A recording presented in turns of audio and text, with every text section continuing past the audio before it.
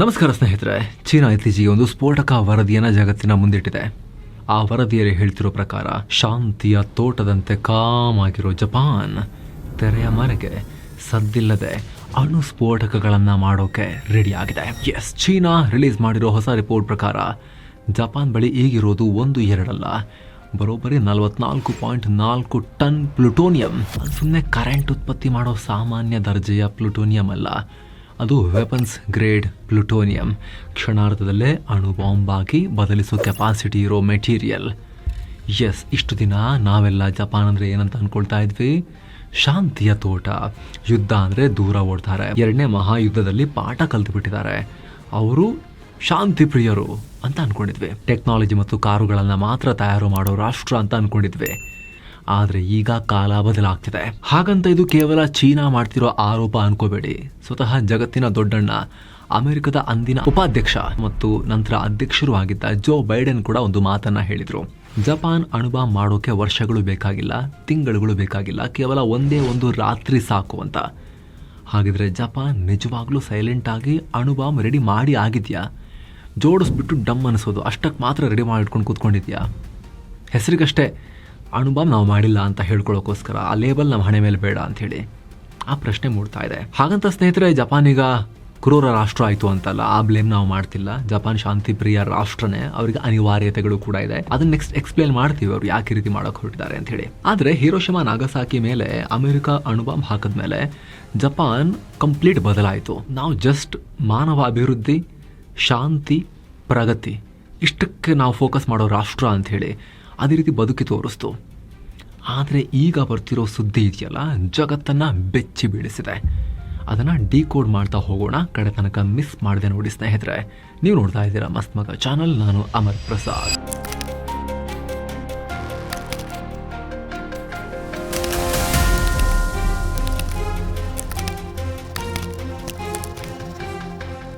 ಜಪಾನ್ನಲ್ಲಿ ಅಣು ಸ್ಫೋಟಕ, ಚೀನಾ ಬಿಚ್ಚಿಟ್ಟ ಸ್ಫೋಟಕ ರಹಸ್ಯ. ಎಸ್ ಸ್ನೇಹಿತರೆ, ಇದೇ ತಿಂಗಳು ಅಂದರೆ ಜನವರಿ 2026ರ ಆರಂಭದಲ್ಲಿ ಚೀನಾದ ಕಮ್ಯುನಿಸ್ಟ್ ಪಾರ್ಟಿಯ ಮುಖವಾಣಿ ಅಂತಾನೆ ಕರೆಸ್ಕೊಳ್ಳೋ ಗ್ಲೋಬಲ್ ಟೈಮ್ಸ್ ಮತ್ತು ಅಲ್ಲಿನ ಕೆಲವು ಮಿಲಿಟರಿ ಎಕ್ಸ್ಪರ್ಟ್ಸ್ ಒಂದು ಗಂಭೀರ ವರದಿಯನ್ನು ಪ್ರಕಟ ಮಾಡಿದ್ರು. ಆ ವರದಿಯ ಟೈಟಲ್ ಏನಿತ್ತು ಗೊತ್ತಾ? Nuclear ambitions of Japan's right wing forces, ಅಂದರೆ ಜಪಾನ್ನ ಬಲಪಂಥೀಯ ಶಕ್ತಿಗಳ ಪರಮಾಣು ಮಹತ್ವಾಕಾಂಕ್ಷೆಗಳು ಅಂತ. ಅವರು ನೇರವಾಗಿ ಜಗತ್ತಿಗೆ ಹೇಳ್ತಿರೋದು ಒಂದೇ ಮಾತು, ಜಪಾನ್ ಈಗ ಅಮಾಯಕ ಅಲ್ಲ, ಅದೊಂದು ಸುಪ್ತ ಅಣುಶಕ್ತಿ ರಾಷ್ಟ್ರ, ಲ್ಯಾಟೆಂಟ್ ನ್ಯೂಕ್ಲಿಯರ್ ಪವರ್.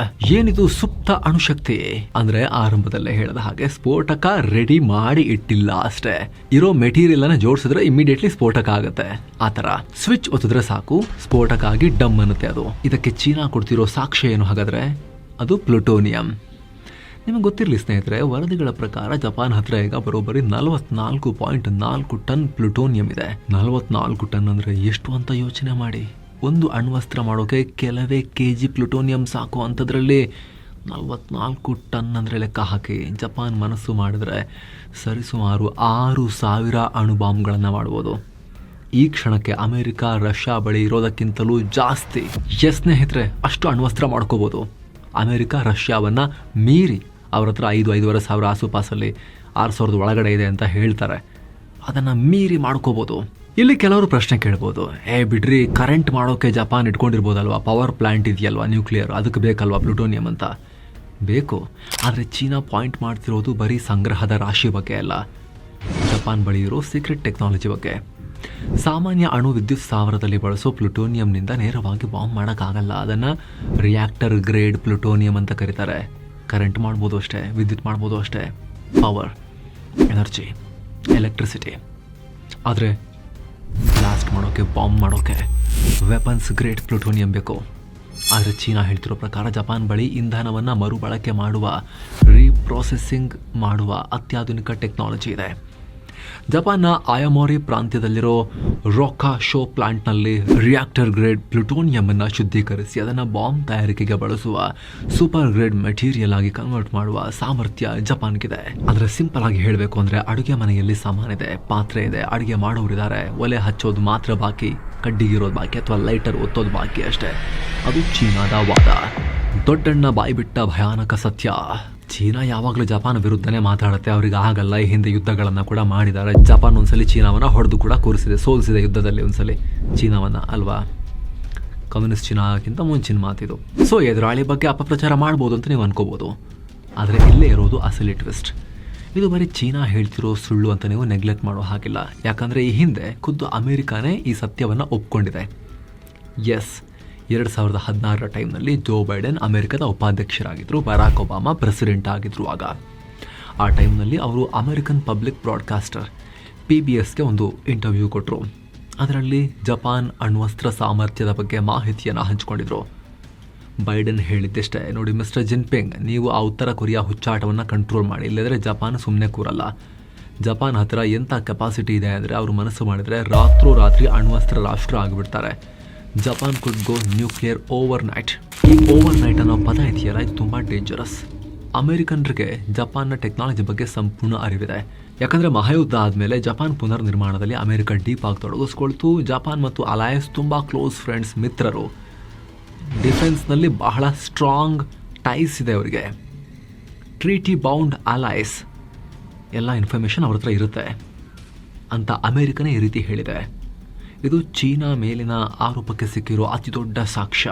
ಕೇವಲ ಬೈಡೆನ್ ಮಾತ್ರ ಅಲ್ಲ, ಇತಿಹಾಸವನ್ನು ಒಮ್ಮೆ ತಿರುಗಿ ನೋಡಿದ್ರೆ ಅಮೆರಿಕದ ದಿಗ್ಗಜ ಮುತ್ಸದ್ದಿ ಹೆನ್ರಿ ಕಿಸಿಂಜರ್ ಕೂಡ ಬಹಳ ಹಿಂದೆನೇ ಹೇಳಿದರು, ಜಪಾನ್ ಮನಸ್ಸು ಮಾಡಿದ್ರೆ 5 ವರ್ಷಗಳಲ್ಲಿ ಅಣ್ವಸ್ತ್ರ ಮಾಡಬಲ್ಲದು ಅಂತ.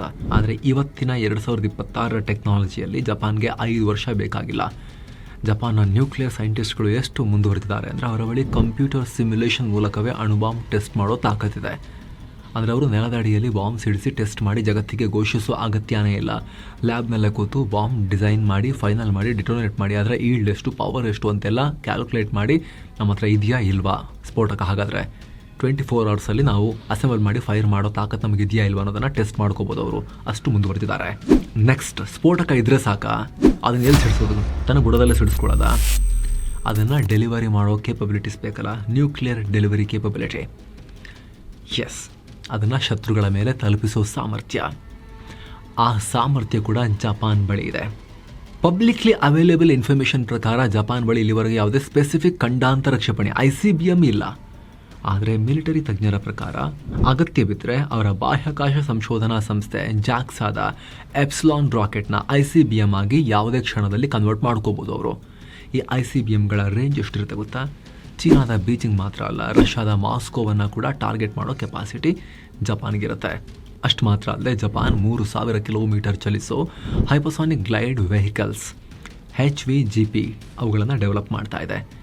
ಇದು 2030 ಒಳಗಡೆ ರೆಡಿ ಆಗ್ಬೋದು ಅಂತ ಹೇಳಲಾಗ್ತಿದೆ. ಈ ಮಿಸೈಲ್ನಿಂದ ಜಪಾನ್ನಿಂದ ಕೂತು ನೇರವಾಗಿ ಚೀನಾ ರಾಜಧಾನಿ ಬೀಜಿಂಗನ್ನು ಟಾರ್ಗೆಟ್ ಮಾಡಿ ಹೊಡೆಯಬಹುದು. ಜೊತೆಗೆ ಸ್ನೇಹಿತರೆ, 16,000 ಕಿಲೋಮೀಟರ್ ದೂರ ಹೋಗಿ ಹೊಡೆಯಬಲ್ಲ ದೊಡ್ಡ ಕ್ಷಿಪಣಿಗಳು ಇಮಿಡಿಯೇಟ್ಲಿ ಬೇಕಾಗಿಲ್ಲ ಜಪಾನ್ಗೆ. ಅವರಿಗೆ ಪಕ್ಕದ ಮನೆಯೊಂದಿಗೆ ಶತ್ರುತ್ವ ಇರೋದು. ಉತ್ತರ ಕೊರಿಯಾದ ಕಿಮ್ನ ಹುಚ್ಚಾಟ, ಹಾಗೆ ಕಮ್ಯುನಿಸ್ಟ್ ಚೀನಾ, ಅವರೇ ಮೇನ್ ರೈವಲ್ಸ್ ಜಪಾನ್ಗೆ. ಅವರು ನೆರೆಹೊರೆಯ ಗೆಳೆಯರು ಅವರಿಗೆ. ಹಾಗಾಗಿ ಜಪಾನ್ ಮನಸ್ಸು ಮಾಡಿದ್ರೆ ಏರ್ಕ್ರಾಫ್ಟ್ಗಳ ಮೂಲಕ, ಸಬ್ಮರೀನ್ಗಳ ಮೂಲಕ ಹಾಗೂ ಸಣ್ಣ ಪುಟ್ಟ ಕ್ಷಿಪಣಿಗಳ ಮೂಲಕವೇ, ಮಿಸೈಲ್ಗಳ ಮೂಲಕವೇ ನ್ಯೂಕ್ಲಿಯರ್ ಡೆಲಿವರಿಯನ್ನು ಮಾಡಬಹುದು. ಆದರೆ ಜಗತ್ತಲ್ಲೊಂದು ಕನ್ವೆನ್ಷನ್ ಏನು ಅಂತ ಹೇಳಿದ್ರೆ, ಕ್ರೂಸ್ ಮಿಸೈಲ್ಸ್ ಎಲ್ಲ ಅಣುಬಾಂಬನ್ನು ಹಾಕಲ್ಲ. ಏನಾದರೂ ಕೂಡ ಬ್ಯಾಲಿಸ್ಟಿಕ್ ಮಿಸೈಲ್ಸಲ್ಲಿ ಹಾಕ್ತಾರೆ. ಅದು ತೀರಾ ಹೋಗುತ್ತೆ, ನಿಯರ್ ಸ್ಪೇಸ್ ಅಟ್ಮಾಸ್ಫಿಯರಿಗೆ ಹೋಗಿ ಮತ್ತು ವಾಪಸ್ ಶತ್ರು ರಾಷ್ಟ್ರದ ಕೆಳಗಡೆ ಭೂಮಿಯ ವಾತಾವರಣಕ್ಕೆ ಎಂಟರ್ ಆಗಿ ಬಂದು ಹೊಡೆಯುತ್ತೆ ಅನ್ನೋ ಲೆಕ್ಕಾಚಾರ ಇದೆಯಲ್ಲ. ಬ್ಯಾಲಿಸ್ಟಿಕ್ ಮಿಸೈಲ್ಸಲ್ಲೇ ನ್ಯೂಕ್ಲಿಯರ್ ಡೆಲಿವರಿ ಮಾಡ್ತಾರೆ ಅನ್ನೋದು. ಹಾಗಾಗಿ ಸದ್ಯಕ್ಕೆ ಈ ಬಗ್ಗೆ ಸ್ವಲ್ಪ ಅಸ್ಪಷ್ಟತೆ ಅಷ್ಟೇ. ಜಪಾನ್ ಹತ್ರ ಘೋಷಿತ ICBM ಇಲ್ಲ. ಹಾಗಾಗಿ ಅವ್ರು ಮೋಸ್ಟ್ಲಿ ಜಾಕ್ಸಾದ ಆ ಸ್ಪೇಸ್ ಏಜೆನ್ಸಿಯ ಎಪ್ಸಿಲಾನ್ ಇದೆಯಲ್ಲ, ಅದನ್ನೇ ಕನ್ವರ್ಟ್ ಮಾಡಿಕೊಂಡು ಮನಸ್ಸು ಮಾಡಿದ್ರೆ ಬೇಗ ICBM ಆಗಿ ಯೂಸ್ ಮಾಡಬಹುದು ಅನ್ನೋ ಲೆಕ್ಕಾಚಾರ ಇದೆ ಅಷ್ಟೇ. ಶಾಂತ ಸಾಗರದಲ್ಲಿ ಬೆಂಕಿ. ಎಸ್, ಶಾಂತವಾಗಿದ್ದ ಜಪಾನ್ ಈಗ ಇದ್ದಕ್ಕಿದ್ದಂತೆ ನ್ಯೂಕ್ಲಿಯರ್ ಆಪ್ಷನ್ ಕಡೆಗೆ ಮುಖ ಮಾಡಿದ್ಯಾಕೆ? ಪ್ಯಾಸಿಫಿಕ್ ಸಾಗರ, ಶಾಂತ ಸಾಗರ, ಅದು ಅಶಾಂತವಾಗಿ ಕುದಿಯೋಕೆ ಶುರುವಾಗಿರೋದು ಯಾಕೆ? ಉತ್ತರ ಇಲ್ಲಿದೆ ನೋಡಿ. ಜಪಾನ್ ಈಗ ಅಕ್ಷರಶಃ ಬೆಂಕಿಯ ಮಧ್ಯೆ ಸಿಕ್ಕಾಕೊಂಡಿದೆ. ನೀವು ಜಿಯೋ ಪಾಲಿಟಿಕ್ಸ್ ಗಮನಿಸ್ತಾ ಇದ್ರೆ ಉತ್ತರ ಕೊರಿಯಾ ಮಿಸೈಲ್ ಟೆಸ್ಟ್ ಬಗ್ಗೆ ನಿಮಗೆ ಗೊತ್ತಿರುತ್ತೆ. ಉತ್ತರ ಕೊರಿಯಾದ ಅಧ್ಯಕ್ಷ ಕಿಮ್ ಜಾಂಗ್ ಉನ್ ಈತನಿಗೆ ಯಾವಾಗ ಮೂಡ್ ಚೇಂಜ್ ಆಗುತ್ತೋ ಆಗೆಲ್ಲ ಬೆಳಿಗ್ಗೆದ್ದು ಜಪಾನ್ ಜನರ ತಲೆ ಮೇಲಿಂದ ಕ್ಷಿಪಣಿಗಳನ್ನು ಹಾರಿಸ್ತಾ ಇರ್ತಾನೆ. ಯಾವಾಗ ಬೇಕಾದರೂ ಈ ಕ್ಷಿಪಣಿಗಳು ಜಪಾನ್ ನಗರಗಳ ಮೇಲೆ ಬೀಳಬಹುದು. ಆ ಭಯ ಅಲ್ಲಿನ ಜನರಿಗಿದೆ. ಇನ್ನೊಂದು ಕಡೆ ಚೈನಾ ಇದೆ. ತೈವಾನ್ ವಿಚಾರದಲ್ಲಿ ಚೀನಾ ಆಡ್ತಿರೋ ಆಟ ಜಪಾನ್ ನಿದ್ದೆಗೆಡಿಸಿದೆ. ಅತ್ತ ಚೀನಾ ಪದೇ ಪದೇ ಜಪಾನ್ನ ಸೆಂಕಾಕು ದ್ವೀಪಗಳ ಹತ್ತಿರ ಯುದ್ಧ ನೌಕೆಗಳನ್ನು ಕಳಿಸ್ತಾ ಇದೆ. ಜಪಾನ್ನ ಸಮುದ್ರ ಭಾಗವನ್ನು ನಂದು ಅಂತ ಹೇಳ್ತಾ ಇದೆ.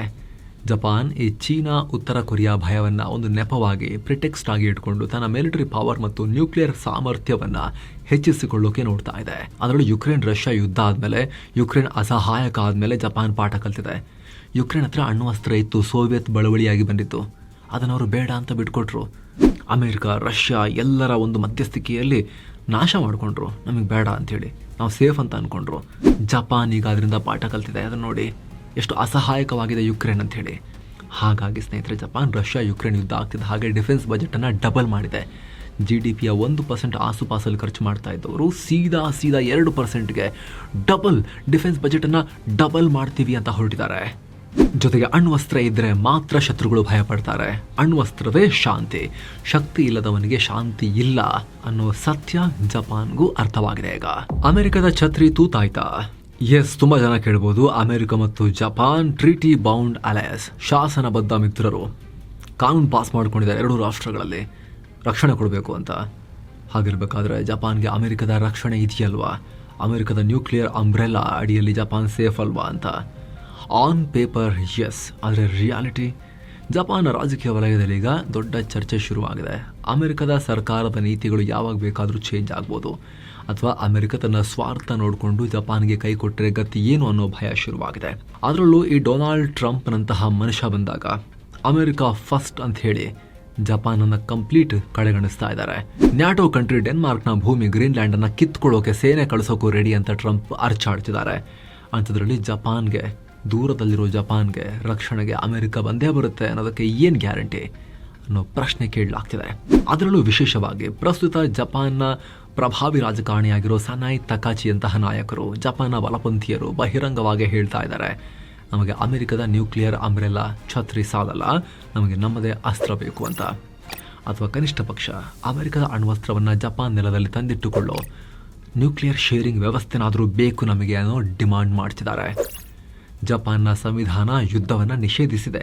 ಆದರೆ ಈಗ ಆ ಸಂವಿಧಾನವನ್ನೇ ಬದಲಿಸಬೇಕು, ಜಪಾನ್ ಕೂಡ ಮಿಲಿಟರಿ ಪವರ್ ಆಗಬೇಕು ಅನ್ನೋ ಕೂಗು ಜೋರಾಗ್ತಿದೆ. ಆಂತರಿಕ ವಿರೋಧ, ನಾಗಸಾಕಿಯಿಂದ ಎಚ್ಚರಿಕೆ. ಒಂದು ಕಡೆ ಚೀನಾ ಆರೋಪ ಮಾಡ್ತಿದೆ, ಇನ್ನೊಂದು ಕಡೆ ಜಪಾನ್ನಲ್ಲಿನ ಒಂದು ಗುಂಪು ಸ್ಫೋಟಕ ಬೇಕು ಅಂತಿದೆ. ಆದರೆ ಸೇಮ್ ಟೈಮ್ ಜಪಾನ್ನ ಇನ್ನೊಂದಷ್ಟು ಜನ ಸಹವಾಸ ಬೇಡ ಅಂತಿದ್ದಾರೆ. ಅಫ್ಕೋರ್ಸ್ ಜಗತ್ತಲ್ಲಿ ಅಣುಬಾಂಬ್ನಿಂದ ನರಕ ನೋಡಿದ ಏಕೈಕ ರಾಷ್ಟ್ರ, ನೋಡಿದವರು ತುಂಬ ಜನ ಇದ್ದಾರೆ, ಹತ್ತಿರದಿಂದ ಅದನ್ನು ರಿಯಲ್ ಆಗಿ ಅನುಭವಿಸಿದವರು ಜಪಾನ್ನವರು. ಆ ನೋವು ಅವ್ರಿಗಿನ್ನೂ ಮಾಸಿಲ್ಲ. ಹಾಗಾಗಿನೇ ಇಷ್ಟು ದಿನ ಅವರು 3 ಪ್ರಿನ್ಸಿಪಲ್ಗಳನ್ನು ಫಾಲೋ ಮಾಡ್ತಾ ಇದ್ರು. ಏನಿದು 3 ಪ್ರಿನ್ಸಿಪಲ್ಸ್? ಮೊದಲನೇದು, ಜಪಾನ್ ಅಣ್ವಸ್ತ್ರವನ್ನು ಹೊಂದಲ್ಲ, ನೋ ಪೊಸೆಷನ್. ಎರಡನೇದು, ಅಣ್ವಸ್ತ್ರವನ್ನು ತಯಾರಿಸಲ್ಲ, ನೋ ಪ್ರೊಡಕ್ಷನ್. ಮೂರನೇದು, ಅಣ್ವಸ್ತ್ರವನ್ನು ನಮ್ಮ ನೆಲದ ಒಳಗಡೆ ಬಿಟ್ಟುಕೊಳ್ಳಲ್ಲ, ನೋ ಇಂಟ್ರೊಡಕ್ಷನ್. ಈ ನಿಯಮಗಳು ಜಪಾನ್ನ ಆತ್ಮವಿದ್ದ ಹಾಗೆ. ಇದನ್ನು ಮುರಿದ್ರೆ ಅದು ನಮ್ಮ ಪೂರ್ವಜರಿಗೆ ಮಾಡೋ ದ್ರೋಹ ಅಂತ ಜನ ಭಾವಿಸ್ತಾರೆ. ಅಣುಬಾಂಬ್ ದಾಳಿಗೆ ತುತ್ತಾಗಿದ್ದ ಹಿರೋಶಿಮಾ ಮತ್ತು ನಾಗಸಾಕಿ ನಗರಸಭೆ ಭಾಗದ ಜನ ಜಪಾನ್ ಸರ್ಕಾರಕ್ಕೆ ಒಂದು ಖಡಕ್ ಲೆಟರ್ ಅನ್ನು ಬರೆದಿದ್ದಾರೆ. ಏನು ಹೇಳಿದ್ದಾರೆ ಗೊತ್ತಾ? ಸರ್ಕಾರ ಯಾವುದೇ ಕಾರಣಕ್ಕೂ ನಮ್ಮ ಪವಿತ್ರವಾದ 3 ಪರಮಾಣು ರಹಿತ ತತ್ವಗಳನ್ನು 3 ನಾನ್ ನ್ಯೂಕ್ಲಿಯರ್ ಪ್ರಿನ್ಸಿಪಲ್ಸ್ ಅನ್ನ ಮುರಿಬಾರದು ಅಂತ. ಬರೋಬ್ಬರಿ 22 ಸಂಘಟನೆಗಳು ಒಟ್ಟಾಗಿ ಜಪಾನ್ ಸರ್ಕಾರದ ವಿರುದ್ಧ ಗುಡುಗಿದ್ದಾರೆ ವಿಚಾರದಲ್ಲಿ. ಅಲ್ಲಿನ 81 ವರ್ಷದ ಅಣುಬಾಂಬ್ ಸಂತ್ರಸ್ತೆ ತಡಕೋ ಕವಾಜೋ ಅವ್ರು ಹೇಳೋ ಮಾತು ಎಂಥವರನ್ನ ಕೂಡ ಯೋಚನೆಗೆ ದೂಡುತ್ತೆ. ಅವರು ನೇರವಾಗಿ ಇಂದಿನ ಪ್ರಧಾನಿ ಸನಾಯ್ ತಕಾಚಿ ಸರ್ಕಾರಕ್ಕೆ ಎಚ್ಚರಿಕೆ ಕೊಟ್ಟಿದ್ದಾರೆ. ಹೊಸ ಸರ್ಕಾರ ಬಂದ ಮೇಲೆ ಜಪಾನ್ ನಿಧಾನವಾಗಿ ಯುದ್ಧದ ಕಡೆಗೆ ನಡೀತಾ ಇದೆ. ಅಣುಬಾಂಬ್ನಿಂದ ಆಗೋ ಅಸಲಿ ನರಕ ಹೇಗಿರುತ್ತೆ ಅನ್ನೋದನ್ನ ಮೊದಲು ಸರ್ಕಾರ ಕಲಿಬೇಕು ಅಂತ ಕಟುವಾಗಿ ನುಡಿತಿದ್ದಾರೆ. ಜೊತೆಗೆ ಅಣುಬಾಂಬ್ ವಿರೋಧಿಗಳೇನು ಹೇಳ್ತಿದ್ದಾರೆ ಅಂದರೆ, ಒಂದು ವೇಳೆ ಆ 3 ನಿಯಮಗಳನ್ನು ಮುರಿದು ಅಮೆರಿಕದ ಅಣುಬಾಂಬ್ಗಳನ್ನು ಕೂಡ ಜಪಾನ್ ಒಳಗಡೆ ಬಿಟ್ಕೊಂಡ್ರೆ ನಾಳೆ ಅಮೆರಿಕ ಮಾಡೋ ಯುದ್ಧಗಳಿಗೆ ಜಪಾನ್ ಬಲಿಯಾಗಬೇಕಾಗತ್ತೆ. ಶತ್ರುಗಳ ಮಿಸೈಲ್ಗೆ ನಾವೇ ಫಸ್ಟ್ ಟಾರ್ಗೆಟ್ ಆಗ್ತೀವಿ ಅನ್ನೋ ಆತಂಕವನ್ನು ಹೊರಹಾಕಿದ್ದಾರೆ. ಚೀನಾದ ಗೇಮ್ ಪ್ಲಾನ್ ಏನು? ಚೀನಾ ಈಗಲೇ ರಿಪೋರ್ಟನ್ನು ಯಾಕೆ ಪಬ್ಲಿಕ್ ಮಾಡ್ತು? ಉತ್ತರ ಸಿಂಪಲ್, ಡಿಪ್ಲೊಮಸಿ ಮತ್ತು ಪ್ರೆಷರ್ ಗೇಮ್. ಜಪಾನ್ ಇತ್ತೀಚೆಗೆ ತನ್ನ ರಕ್ಷಣಾ ಬಜೆಟನ್ನು ಡಬಲ್ ಮಾಡಿದೆ, ಆಗಲೇ ಹೇಳಿದ ಹಾಗೆ. ಅಮೆರಿಕ ಜೊತೆಗೇನೆ ಇತರ ನ್ಯಾಟೋ ರಾಷ್ಟ್ರಗಳೊಂದಿಗೆ ಕ್ಲೋಸ್ ಆಗ್ತಾ ಇದೆ. ಇದನ್ನು ತಡೆಯೋಕೆ ಚೀನಾ ಬಳಸ್ತಿರೋ ಅಸ್ತ್ರವೇ ನ್ಯೂಕ್ಲಿಯರ್ ಆರೋಪ. ಜಪಾನ್ ರಹಸ್ಯವಾಗಿ ಅಣುಬಾಂಬ್ ಮಾಡ್ತಾ ಇದೆ, ಇವರು ಡೇಂಜರಸ್ ಕಂಟ್ರಿ ಅಂತ ಜಗತ್ತಿನ ಮುಂದೆ ಬೊಬ್ಬೆ ಹೊಡೆಯೋದು. ಜಪಾನ್ ಮೇಲೆ ಇಂಟರ್ನ್ಯಾಷನಲ್ ಪ್ರೆಷರ್ ಕ್ರಿಯೇಟ್ ಮಾಡೋಕ್ಕೆ ಪ್ರಯತ್ನ ಪಡೋದು. ಆಗ ಜಪಾನ್ ತನ್ನ ಮಿಲಿಟರಿ ಡೆವಲಪ್ಮೆಂಟ್ ಸ್ಲೋ ಮಾಡುತ್ತೆ ಅನ್ನೋದು ಚೀನಾದ ಊಹೆ. ಇದೊಂದು ರೀತಿ ಸೈಕಲಾಜಿಕಲ್ ವಾರ್ಫೇರ್ ಅಥವಾ ಮಾನಸಿಕ ಯುದ್ಧ. ಒಟ್ಟಿನಲ್ಲಿ ಸ್ನೇಹಿತರೆ, ಜಪಾನ್ ಬಳಿ ಸಾಮರ್ಥ್ಯ ಇದೆ, ಅವರು ಡಿಸಿಷನ್ ಮಾಡೋದಷ್ಟೇ ಬಾಕಿ. ಒಂದು ವೇಳೆ ಉತ್ತರ ಕೊರಿಯಾ ಮತ್ತು ಚೀನಾ ಮಿತಿ ಮೀರಿದ್ರೆ ಶಾಂತಿಯ ಮೂರ್ತಿಯಾದ ಜಪಾನ್ ಕೈಯಲ್ಲಿ ಅಣ್ವಸ್ತ್ರ ನೋಡೋ ಕಾಲ ದೂರ ಇಲ್ಲ. ಇದ್ರ ಬಗ್ಗೆ ನಿಮಗೇನನ್ಸುತ್ತೆ? ಭಾರತದ ಮಿತ್ರ ಜಪಾನ್ ಕೂಡ ತನ್ನ ರಕ್ಷಣೆಗೆ ಅಣುಬಾಂಬ್ ಮಾಡ್ಕೋಬೇಕಾ ಅಥವಾ ಶಾಂತಿ ಮಂತ್ರವೇ ಜಪಾನ್ಗೆ ರಕ್ಷಣೆನಾ? ನಿಮ್ಮ ಅಭಿಪ್ರಾಯವನ್ನು ಕಾಮೆಂಟ್ ಮಾಡಿ ತಿಳಿಸಿ. ಹಾಗೆ ಸ್ನೇಹಿತರೆ, ವಿಡಿಯೋ ಕೆಳಗಿರೋ ಜಾಯಿನ್ ಬಟನ್ ಮೂಲಕ ನೀವು ಕೂಡ ಮಸ್ತ್ ಮಗ ಪ್ರೀಮಿಯಂ ಮೆಂಬರ್ಶಿಪ್ನ ಸೇರಬಹುದು. ಆ ನಂತರ ಎಲ್ಲ ಮೆಂಬರ್ ಓನ್ಲಿ ಸ್ಪೆಷಲ್ ಕಾಂಟೆಂಟ್, ಅದು ಈಗ ಪಬ್ಲಿಷ್ ಆಗ್ತಿರೋ ಎಕನಾಮಿಕ್ಸ್ನ ಮಿನಿ ಸೀರೀಸ್ ಆಗಿರ್ಬೋದು, weekly member only business bulletin, news ಆಗಿರ್ಬೋದು, ಕರೆಂಟ್ ಪವರ್ ಆಗಿರ್ಬೋದು, ಎಲ್ಲ ಸ್ಪೆಷಲ್ ವಿಡಿಯೋಸ್ ನೀವು ಕೂಡ ನೋಡೋಕೆ ಶುರು ಮಾಡ್ಬೋದು. ಆಸಕ್ತರು ಮಿಸ್ ಮಾಡದೆ ಚೆಕ್ ಮಾಡಿ. ಮತ್ತೆ ಭೇಟಿ ಆಗ್ತಿರೋಣ. ನಮಸ್ತೆ.